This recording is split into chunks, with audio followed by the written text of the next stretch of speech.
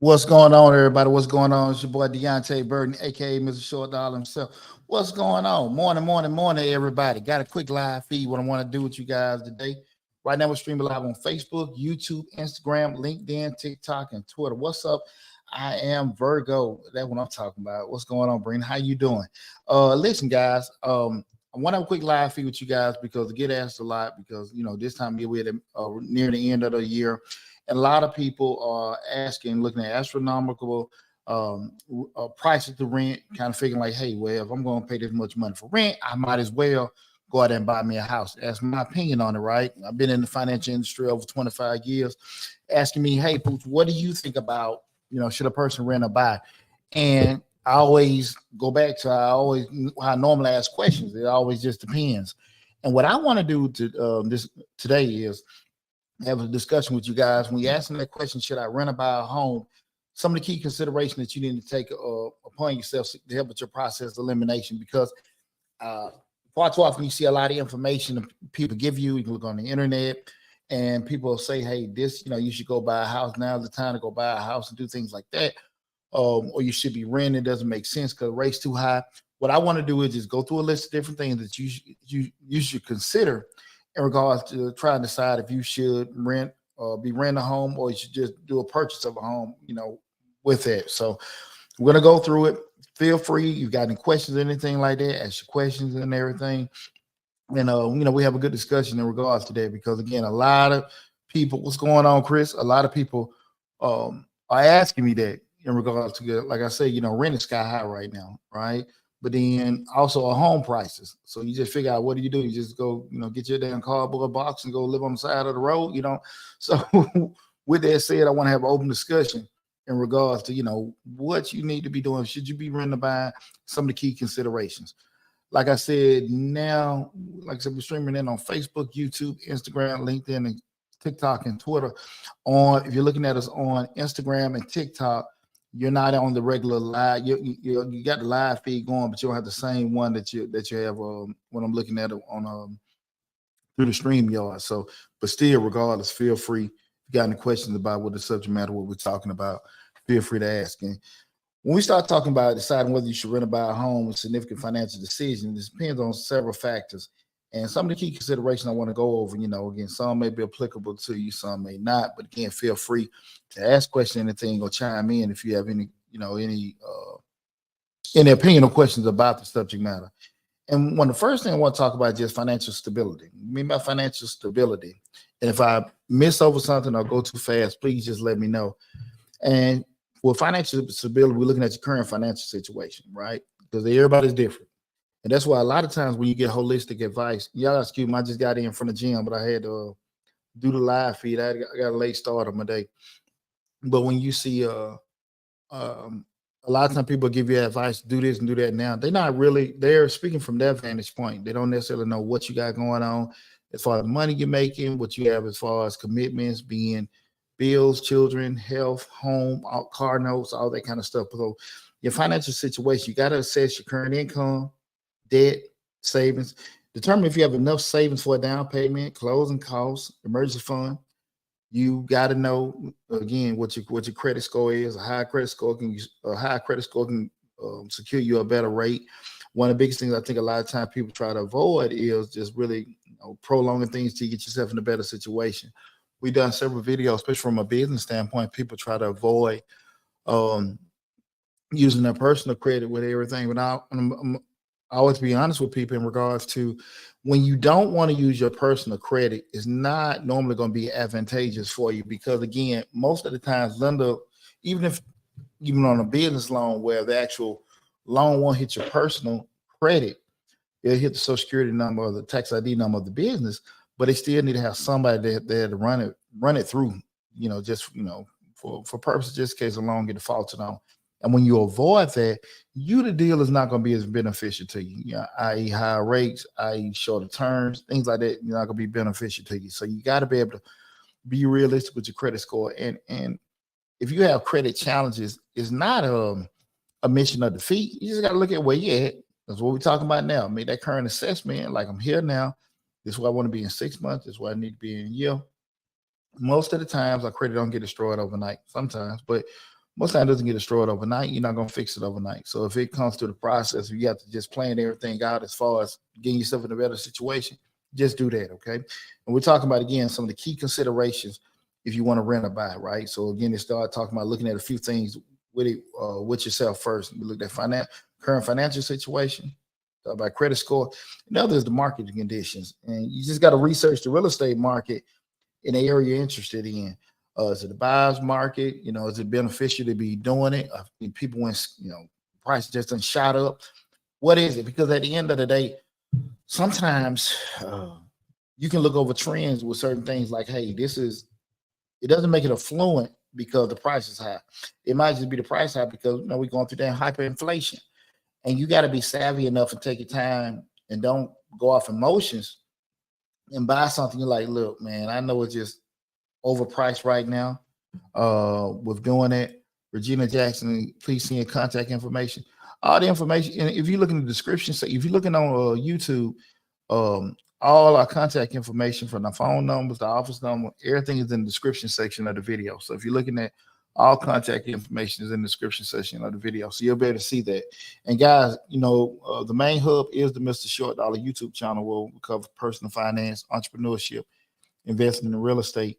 No matter what platform you're looking at, be it Instagram, Facebook, or TikTok, go to the Mr. Short Dollar YouTube channel. You can just Google Mr. Short Dollar. You see my big head pop up. Subscribe to the channel. We got over 800 videos with a lot of great information. Got an active grant playlist with over 150 grant opportunities for you guys to take advantage of. But definitely go to Mr. Short Dollar on YouTube.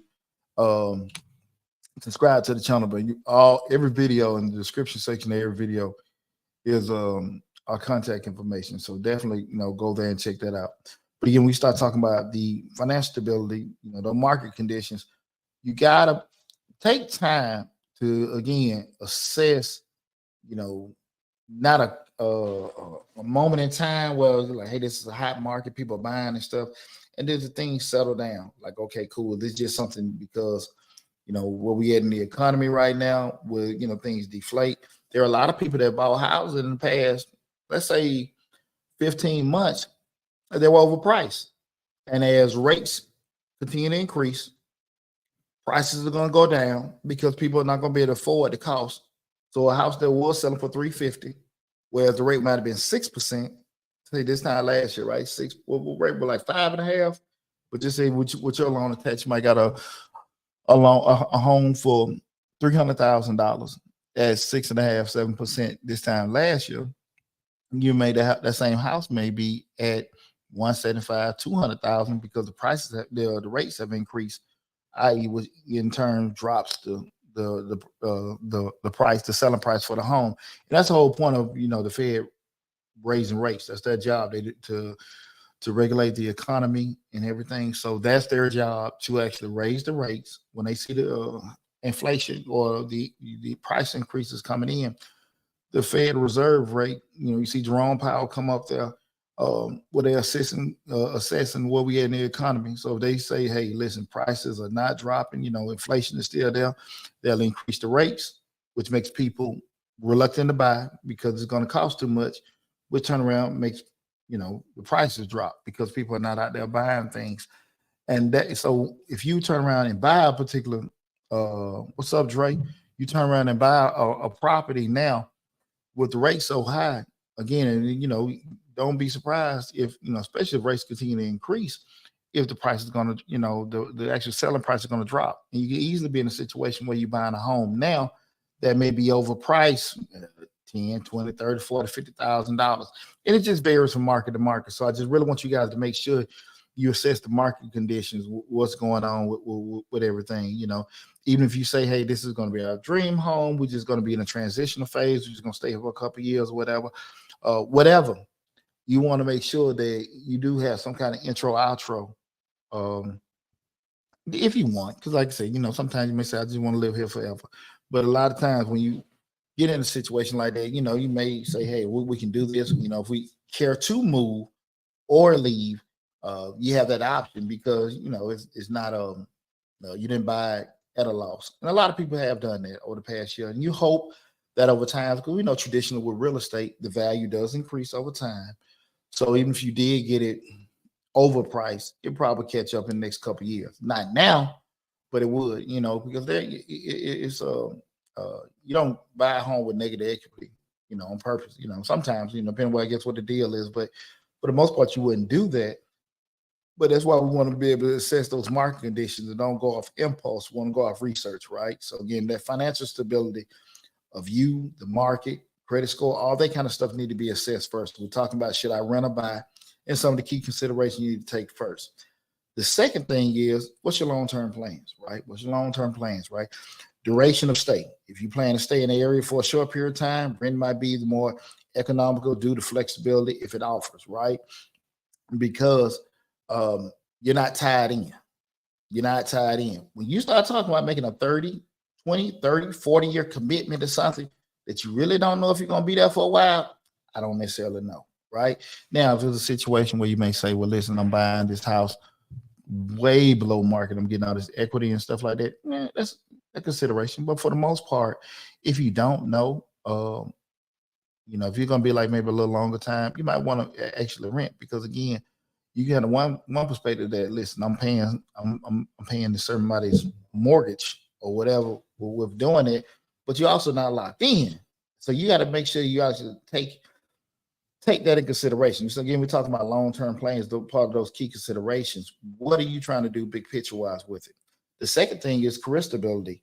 Consider the stability of your job or profession. If you might need to move for work, rent, or might be a safer choice. Rent might be a safer choice with doing it. That goes back to, a lot of times we can get a moment in time confused with what's going to be normal. When you get a new job, that new job euphoria, money coming in, everybody's good, family doing well, it's great, right? But on the flip side of it is a lot of times in this economy, you don't know how things are going to go. And I'm not sitting here saying don't, be adverse to doing making long-term commitments because of your job.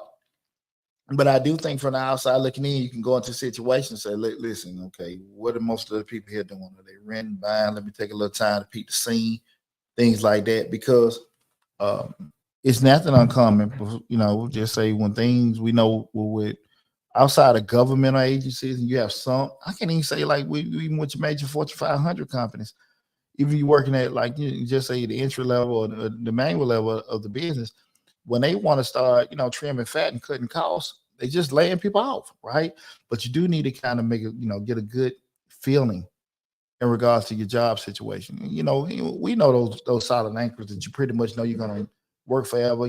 Teachers, governmental jobs, things like that, where you got stability. Just anything that's public service.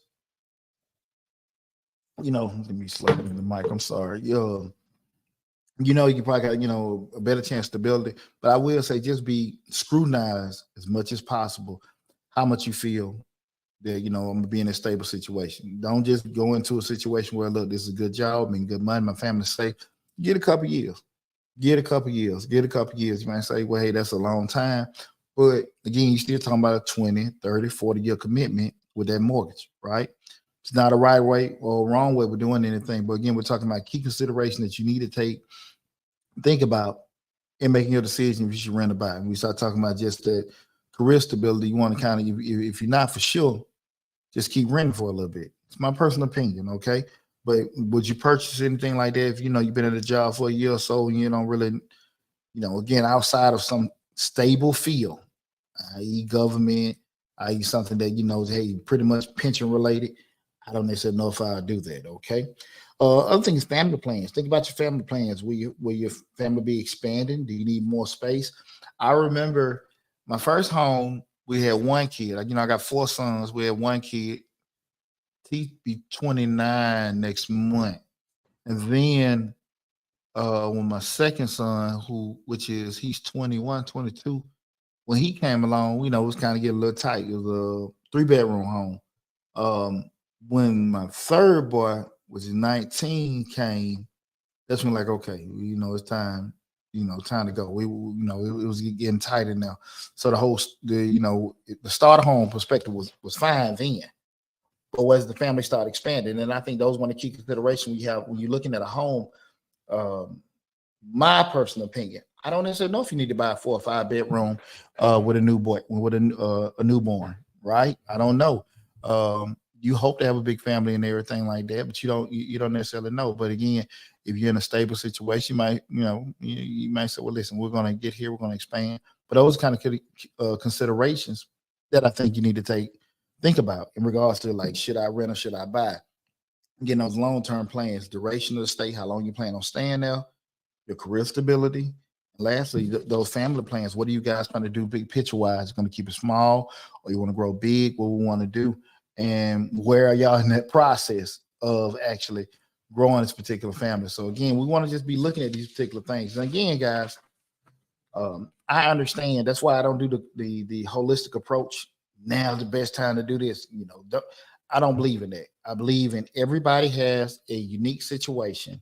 Everybody, has different things going on. You have one way, your best friend, your sibling, all you have different ways from the income, financial constraints, living constraints to take into consideration.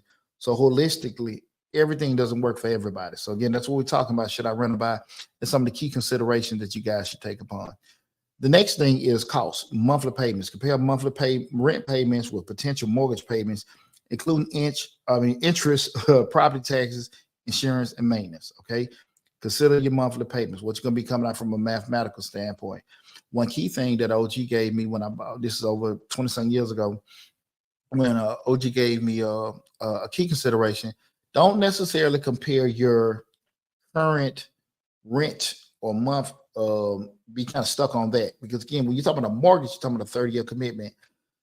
So even if the mortgage is higher, is a little bit uncomfortable for you to pay, don't avoid it, because again, you do know as you progress in life, your actual income potentially supposed to increase. So even if it's a little tight, I ain't necessarily saying go underwater, but even if it's a little uncomfortable, don't shy away from it, because you can easily be 5 to 10 years into that mortgage. Now that mortgage is way affordable, if that makes sense. I'm not, like I said, I'm not saying go broke behind it, but also take in consideration, if you're on a progressive track, those things are going to continue to, get easier, because again, you're going to actually grow as an individual, as a professional. Okay. The next one, the hidden costs. Home ownership involves additional costs like repairs, property taxes, homeowner association fees, and maintenance. Renting often has fewer unexpected costs. Definitely go into home ownership with the expectation of costs that you didn't think about. HOAs, leaks, and stuff like that. Guys, I remember about a year ago when the tree hit my house and all kind of stuff. The insurance took care of it, but then all the other stuff I had to add in addition to it. Anytime things go, I got a home warranty on my crib. We talked about that in another previous video. Stuff go out all the times. Lawn maintenance, things like that. HOAs, different stuff, guys. You got to just take consideration with that with the home stuff. It's not a bad thing, but you got to make sure you got your mind conditioned to it. My oldest son bought his first home last year, and he was on this wow. I wasn't thinking about this, wasn't thinking about that, which ain't uncommon. He's a young kid, real proud of him and everything. But there's a lot of stuff he hadn't even thought about what he got to take care of now, just by being a homeowner. So just get the mindset with that. Flip side of it is with renting, you typically don't have to pay anything, but when stuff go out, you're at the discretion of them fixing your stuff, right? So, you even though with a home ownership, I mean, with being in an apartment or renting a rental property, yeah, the landlord or apartment place, they're supposed to take care of that, but that you call maintenance, hey, we're gonna get to it, and you drive to the top of your apartments, they in a little golf cart eating Cheetos. You know what I'm saying? Hey, bro, I thought, hey, well, I got your ticket for you. We'll be there next week. So you that's a reality of that. Just what you're not gonna you're not gonna assume the cost of repairs and maintenance when you're renting, but you're at the discretion. You have something that's probably high priority, maybe leak, refrigerator, stuff like that. I know in Georgia landlord laws, you have certain things have priority over others. But if it's some flickering or whatever, like an inconvenience thing, it's really at their discretion, right? So that's just got these things kind of keep in mind. We're looking at should I rent or buy and the key considerations. So that's why I said everything's gonna vary from person to person, situation to situation. So it's not, again, it's not holistic with everything. That's why I want to have these discussions in regards to look at different factors that you should consider when you're thinking about should I rent or buy, right? The next thing is just lifestyle of freedom, all right? No, I'm sorry, we ain't even got out of cost. Market appreciation. Consider the potential appreciation of the property. Real estate can be an investment, and property value might increase over time. And we talked about that before. Even if you get something that maybe, just to think about it, even if you get something that you have made a purchase, say in the past 15 months, that it was overpriced. You bought it for 300,000, and now those exact comparable housing area are selling for $275,000. So you're like, damn, I'm a year in, I'm $25,000 in the hole. We do know by history that real estate values appreciate over time. So again, you're probably gonna get caught back up, maybe a short amount of time, maybe a long amount of time. I don't know. But we do know history has taught us that real estate appreciates. You're not going to have the actual effect when you're dealing with renting. And there could be different factors that can cause how much something appreciates or not. The impact of it is that being, i.e., just say different infrastructure things, new highways, roads, shopping centers, development things around the area and stuff that can change one neighborhood to a hot spot, or devalue, decrease the value of your property. They can put like maybe a power plant 5 miles away from your property. Everything just started to drop from there. So just those kind of things you need to kind of be proactive. That's why I really want everyone to understand. We want to always be as proactive as possible when we're thinking about getting these commitments, i.e., renting, i.e., buying a home. Don't just sit here and just go off impulse. I understand things happen. You got to make a move here and there. Somebody lose a job, somebody gets sick, you go through a divorce. When I went to my divorce a couple of years back, there were a lot of decisions. If I had time to lay out a good plan, I would have did. Some of them I didn't have time, so I had to just be a little bit more, on the go with things. So I understand how things happen. But when we sit here just looking through a couple of things, that's why I want to give you these things to consider when you're trying to decide if you should rent or buy. The next one is lifestyle of freedom, and that being flexibility. Renting provides more flexibility. Okay, you can easily move when the lease ends without the hassle of selling the property. Right? You ain't like it. You 2 or 3 months in, this some bull, whatever. Like we just talked about the power plant coming a couple miles down the road. You got me, but and at least I'm gone. You buy that house, it's at discretion that you can get out of it. Can you sell it? Can you get somebody sold along? Whatever. You might just be stuck there. Oh Lord, I got this neighbor here, they breeding dogs, and I got stuff when the wind blows. And that almost happened with a house I was about to buy. They were raising Great Danes. And I remember looking at that house and that wind blew. Man, so funkified. I couldn't damn believe it. But just imagine I would have turned around, and that I love that house. And but just imagine how they got that crib just been out there on a sunny day, and I smell great Dane poop and shit. But anyway, those kind of things were, like I said, the flexibility, understanding that as you can get in and out, you locked into the term of the lease, but you can get out of it. That 20, 30, 40-year commitment that the mortgage brings, you're locked in. So just kind of make sure you got the right mindset with going to things like that. The second being customization. Home ownership allows you to customize, decorate the property as you like, giving you a sense of ownership, belonging in the community. Those kind of things you get look at. You can't just do, I had a couple guys, go in my damn rental houses and act like, I want you to feel comfortable. I want you to love it. I want you to take care of my house like it is yours. But I want you doing all kind of shit that I ain't that only that I got to turn around and some stuff no. You turn around and you want to add a pool to my house, want to put all kind of other kind of additions and stuff, and your mind is upgrading the house. But no, that's just what you like. You cannot do that with something you rent. With your home, you can do what you want. Another thing to keep in consideration, though, and I've had this happen to a friend of mine that I've had conversations about. When you do buy a home, especially in a home in the covenant community, being a homeowner association, remember any customization that you do have in that house, and that's one of the key things we start looking about buying a home. If you do want to get a home that's a homeowner association, make sure you read that covenant first, because there are things that you can and cannot do in that property that you might not, you didn't overlook it, as far as lighting, as far as signs, as far as just say you want to put mulch, any kind of additions or modifications you want to do to your home or your yard. They may not be allowed, but depending on the terms of the homeowner association. And we know, I like homeowner associations because my community is a covenant community. I've been in both, with and without. I like the actual standard that is set. So at the end of the day, I don't have to worry about, because my neighbor got a big ass motor sitting out there in their front yard, and I can't sell my house because they got motors and damn pit bulls in the backyard. I can't sell my house, and my value is going down because I got this stuff going on. But with a homeowner association, the standard is set, like it or don't like it. So again, these kind of things need to be thought of. Remember, we're talking about I got the wrong banner going, I'm running my mouth. Again, we're talking about, should I rent or buy a home? And some of the key considerations that a person should be thinking about in regards to that. Should you rent or buy a home? 1 second. There we go. The next one. Again, we're streaming live on Facebook, YouTube, Instagram, LinkedIn, TikTok, and Twitter. Let me put this in the live feed for you guys.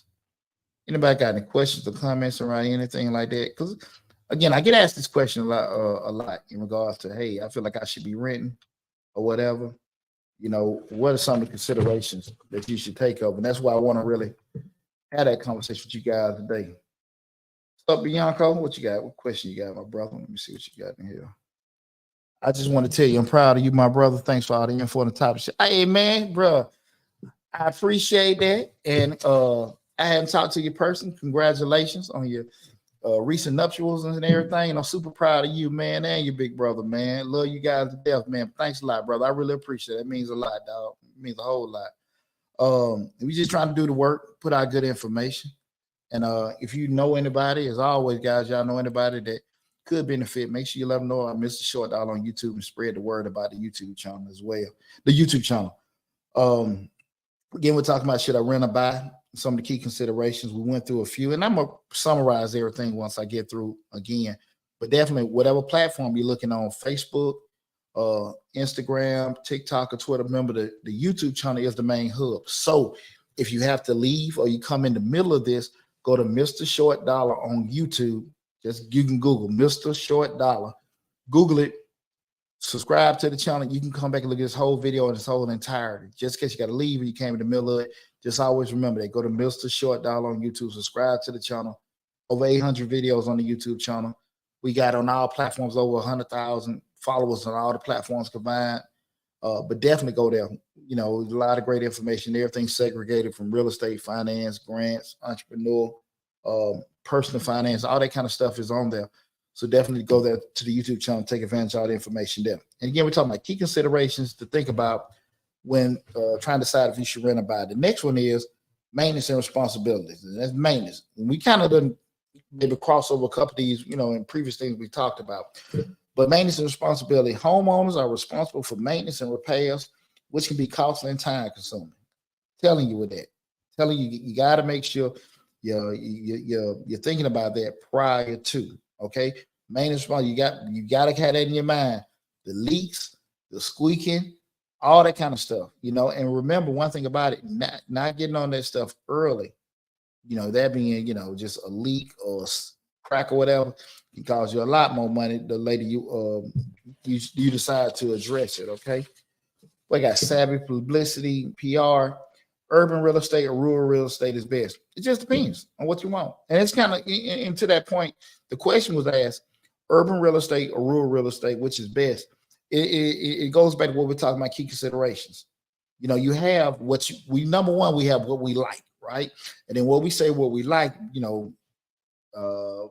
brick front, 4-bedroom, big yard, no yard, all this kind of stuff. We have what we like and what we want.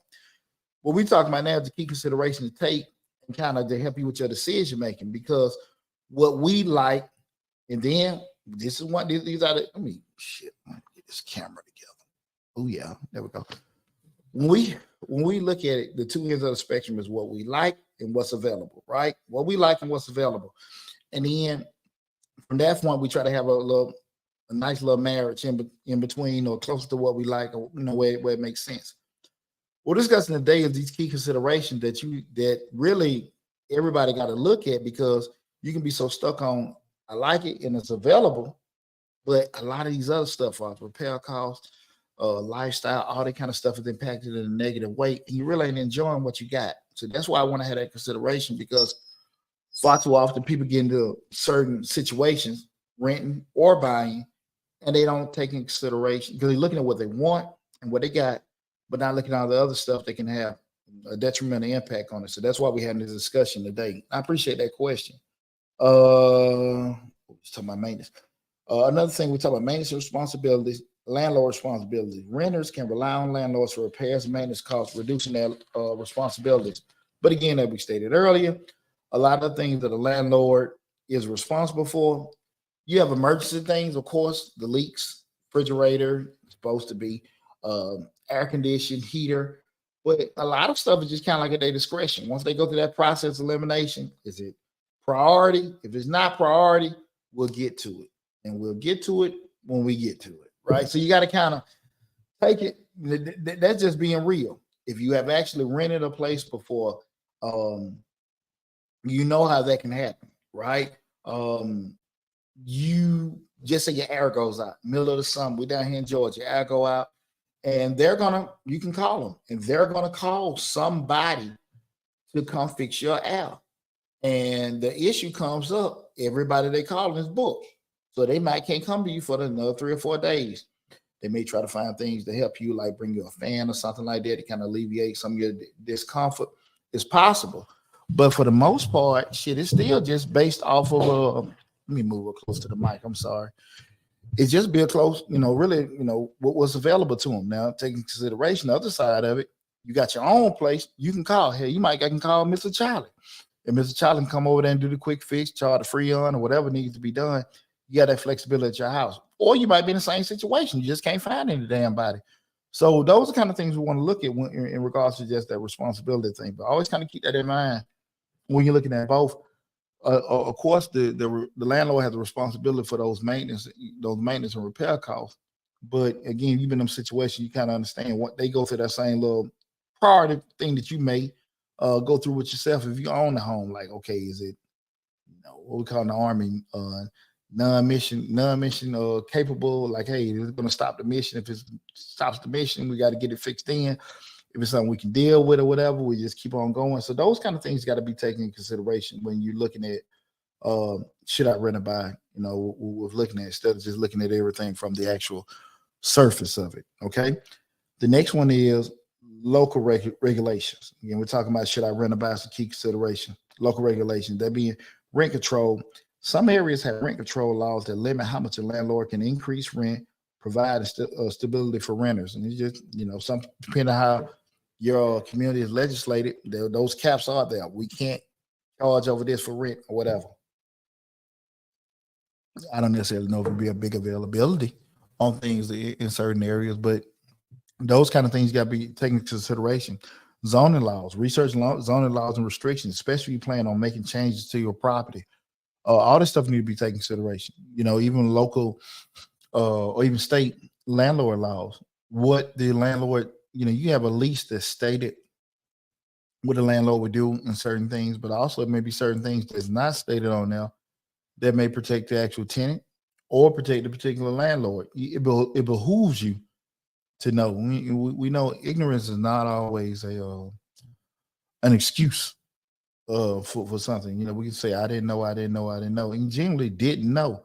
But in the court of law and certain things like that, that's not. You still can't stand on it with that. So I always got to kind of keep that in mind with doing it, even with your particular home. It was an abundance of people the past couple of years because I went to some of these same little seminars. Everybody want to buy doing that damn fix or flip mentality. They want to buy houses and turn them into Airbnbs and rent them out. So what didn't happen in the past couple of years? People in the communities ain't liking it. They got the damn house next door to them is nothing but a revolving party house. So they had zoning restrictions come out. You can only have so many Airbnbs in certain cities and municipalities. And you can't do that anymore. So you done got into this 20, 30, 40-year commitment, a mortgage on some fix or flip stuff or renting and whatever. And now what you had thoughts of doing, because you might have made a killing for a certain amount of time, you can't even do that anymore. So you got to stay on top and be abreast of what the laws and regulations are. Something like that you can't really get around, but just things to kind of consider when you're doing these kind of things. What would be right, what would be wrong, what would be advantageous for you, not. Because again, there's no excuse for ignorance. I mean, you buy, it behooves you to find out. It behooves you to find out. I always remember when we talk about getting the business deals and doing certain things like that.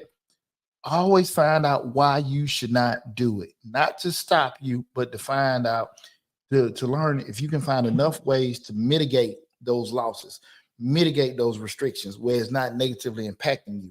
Because when you want to get into a particular business, you want to start selling these, creating these, building these, renting out these, all the reasons that you're fine, man, I can make money doing this. All the positives. You always got to find out the negatives, because the negatives may, again, not to scare you. You may you got to equip yourself with the information. What's going on, Pony? My cousin tuning in. What's happening, cuz? How you doing? Appreciate you tuning in too. You got to find that out. You got to find that out. I ain't from the school of thought that, you got to be scared and, don't let folks talk you out of stuff like that. No, it's not that. A wise man going to try to get equipped with as much information as possible, right? Because at the end of the day, once you start spending money, everybody got all the money to gain, but shit, I ain't got all the money to lose. I'm just saying, with that said, it behooves you to become as knowledgeable as possible about certain situations, okay? That's just how that is. When you have those major corporations come in, they want to do a particular deal, they're going to send their risk management, risk assessment team in first to kind of see. They're going to do that. They're going to do that market study to find out it's going to be beneficial to them or not. Can we make money here? What the pros and cons? And if the pros are bigger, they'll go in, and start a business or do certain things. And you got the same mentality, right? So your great idea may be a great idea, but your great idea may not be a great idea there or at that time. Just always, don't take it personal, but just equip yourself with that. Especially when you start talking about renting and buying. You're talking about something where it may be this expensive lease that you may be doing. And you're like, man, that's a lot of money to be kicking out for, it may be more beneficial for me to get this mortgage. And it may be. But also you turn around and say, if I get this mortgage, this is what I'm allotted. The house over price, rates, I don't know if they're going to go down anytime soon. I don't know if this is going to have any kind of market appreciation. All this stuff got to be taken into consideration. It's not a right. It's not a wrong. It's just what's the best for you, right? And lastly, we're going to talk about just emotional consideration, that being a sense of ownership. For many, owning a home provides a sense of stability, security, and pride. Nothing like it feeling when this is your crib, you can do what you want to, this, that, and that, walk outside and backyard with your drawers on. Cool, do what you want to do. That's your crib. You have it. It's a great feeling to have and everything like that. So also risk aversion. If you are risk averse and prefer predictable expenses, rent might be a little safer choice. Know who you are. Know how you are. Again, there is no right. There is no wrong. You just want to make sure that you're doing what's best for you. With trying to decide like, okay, if this is going to be the best decision for me, i.e. if I'm going to rent or buy. Okay, I just want you guys to look at it like that. Because again, this is not I'm never gonna get into a situation. I always say kind of shy away from people that will tell you, hey, you need to do this, you need to do that. And they're saying it based off their assumption. But typically when you go people that's in the kind of confined, I ain't gonna say that. I want to say people in the financial world. Because still people get a damn opinion like they're way the right way.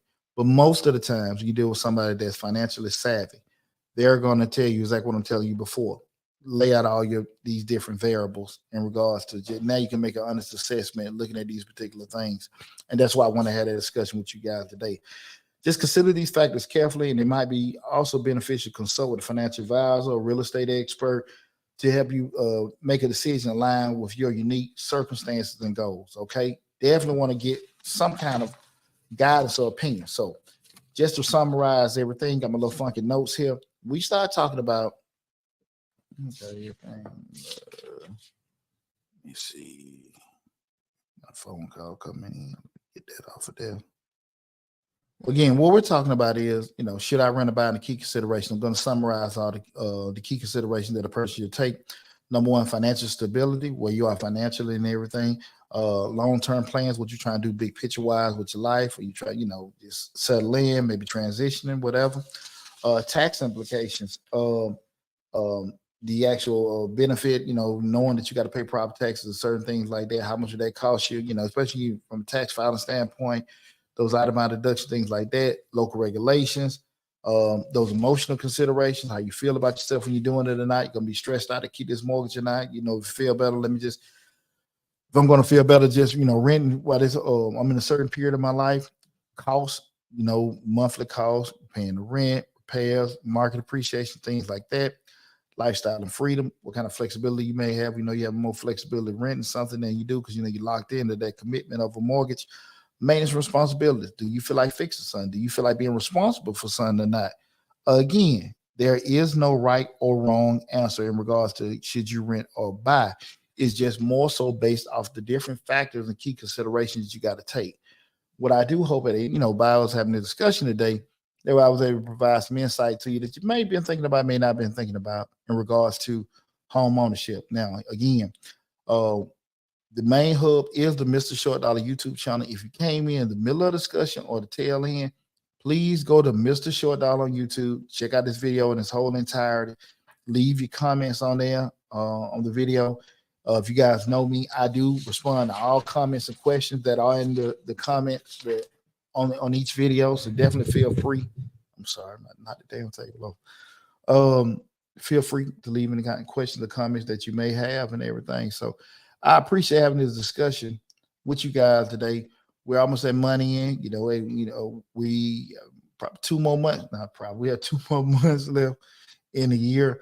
Got a lot of great information coming down the pipe. Your boy getting ready for tax season. I'm an accountant by profession. I will be hiring for tax preparers starting next week. I think the applications go out tomorrow. We'll be posting. We're doing it. I've been in business over 22 years. And we probably 70% of the workforce is working virtually. And we have a certain system with that. So, definitely will be posting that out. You guys take advantage of that if y'all interested in becoming a tax preparer. Also, I just put in the link to Mr. Short Dollar Tax Business course. If you want to get into business, I have a whole course set up where I've shared everything in between my ears that I've learned over the past 20 some years being in tax preparation business in regards to acquiring customers, marketing, advertising, running a particular tax office from a virtual perspective or a brick and mortar perspective, all kind of things you need to do from a marketing standpoint for, all calendar long, keeping the relationships going where, I'm at the point now, I'm doing grandkids taxes, right? I started off the early 2000s with people. Now I'm doing their grandbabies taxes and stuff like that. And those kind of things just, I would share with you guys my system in the course. I mean, we just keep it real. Hell, this was noon. I'm like this every day. 4-5 months out of the year, I bust my tail, and rest of the year, we cooling. So that's not a flex move or anything like that. But it took me years to build that. But I didn't have me. And what you can have is the whole course where I'm sharing everything. Where I can let you guys know, like, look, of course you're gonna have a ton of sweat equity and a commitment to excellence to be able to grow something like that. But if it's something that you want to get into, just want to add, where you can say, hey, you can get you some kind of independence, financial freedom, or just say, look, I want to add a little extra income with that. All that be beneficial to you from either acquiring the course or becoming a preparer with doing it. So all that stuff be available over the next week or so. We just wrapped up, probably for the most part, wrapped up the actual tax season for 2023 because the actual extension deadline was last Monday. So we got slammed with that in a good way and everything. So I do want to tell everybody that did come to us this year for tax preparation purposes. I really appreciate you guys from the bottom of my heart. Thanks for all the love and support. And thanks for all you guys tuning into, checking us out on social media and all the different platforms. But definitely you get a chance, go to the YouTube channel, which is, like I said, the main hub where everything is there. So definitely go to Mr. Short Dollar on YouTube and take advantage of all the great information. I mean, the information free. Like the courses and all this other tax stuff, yeah, we selling that. But that's 800 videos that, that are free information for you guys to take advantage of. And if you guys know, I charge $210 an hour for a consultant. So I don't talk. I don't work for free. That's stuff that I want to impact because I do know there's a need for a lot of people out here to, that want to become entrepreneurs, that want to become financially independent, things like that. Those videos free. I ain't selling that. You just go there and check it out. You just got to spend your time to sit down and look at the videos and learn the information that's on there. But it's there, right? So go to Mr. Short Dollar on YouTube. Take advantage of great information. Again, appreciate all the love and support. Make sure if you got any questions or anything run across your mind later, go to the YouTube channel, check out this video, and leave your question in the comment section. I say 48 hours, you a day or so, I'll be able to respond back. But y'all take it easy. Love you all. Be safe, and I'll talk with you soon.